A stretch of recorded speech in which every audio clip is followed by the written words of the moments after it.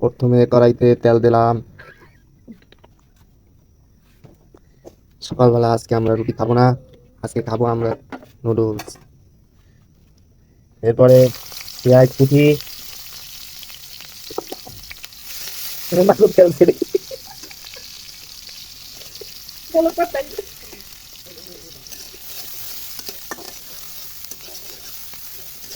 পেঁয়াজটা একটু নাড়াচাড়া দিয়া একটু বাইতে লইতে হবে।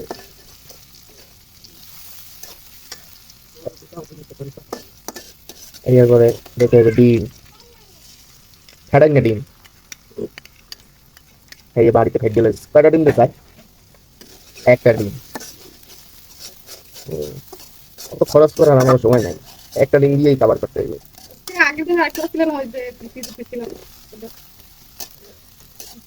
দুইটা ডিম,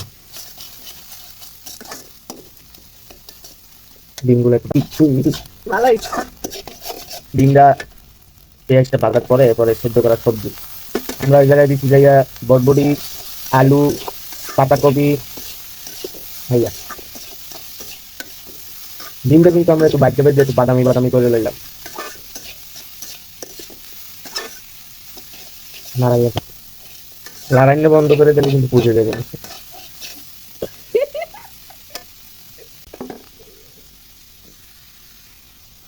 এই জায়গায় এখন দিতে আছে একটু লবণ, লবণ যে যার পরিমাণ মতো দেখ বেশিখানি লাড়াইলে বাদ দিতে নিচে লাগবে। করে দিতে হবে সস, ঘুরেই ঘুরে দিতে হবে সব জায়গায় পৌঁছায়।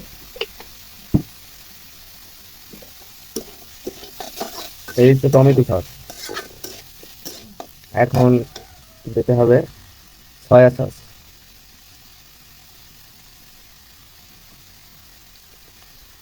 এক ভিডিও করে দিতে একটু বেশি দিতে সয়া সস, আনলে মোটে দিতেই চায় না সয়া সস।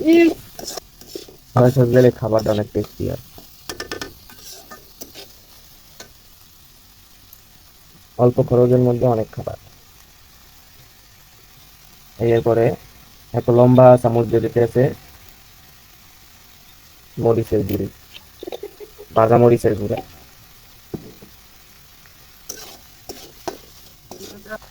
এখন দেওয়া হবে নুডলসের সাথে যে একটু মশলা দিয়ে দিছিল ওইয়া, এই মশলা করতে একটুখানি একটুখানি দেয় ব্যাটার একটু বাড়াই দিলে কি হয়, কতখানি একটু হয়ে লাগে যে মশলা একটুখানি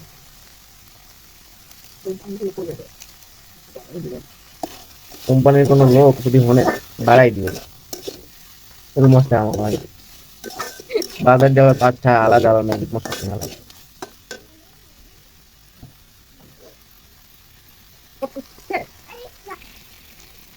বা সবজিটা একটু ভাজা হয়ে গেলে সেদ্ধ করা স্টিক নুডলস আস্তে আস্তে করে দিয়ে দিতে হবে।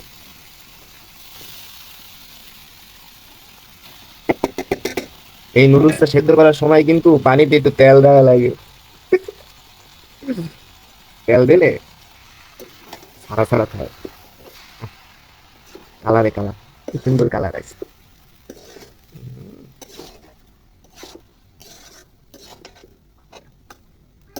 খুব টেস্ট হবে। ব্যাস এখন এরকমের একটু নাড়াচাড়া দিয়ে ঢেকে রেখে দেবা, পরে যখন হয়ে আসবে তখন উঠিয়ে খাবো।